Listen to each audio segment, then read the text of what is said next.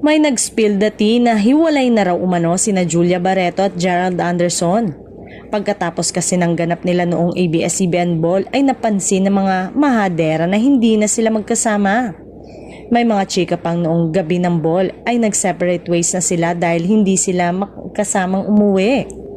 Cited na tipsy si Je, samantalang nagstay umano si Julia in the company of her friends. Pansin din ng mga marites na di na umano nila like ni Gerald ang post ni Julia bagamat nakafollow pa sila sa isa't isa. Samantala, nakakaloka ay nadawit ang pangalan ng aktres na si Kim Chiu, pero hindi dahil siya ang third party kundi muling nabuhayan ang mga Kemerald fans na umaasa na baka daw si Kim at Gerald ang endgame. Ayon kasi sa source ay gustong-gusto daw talaga ni Gerald na makatrabaho muli si Kim, which is ayos lang naman daw dahil good term naman daw sila ng aktres noong maghiwalay. Agad namang kumontra ang mga Kim Pao fans at huwag na daw idamay si Kim dahil masaya na daw ngayon ang aktres sa piling ni Paulo.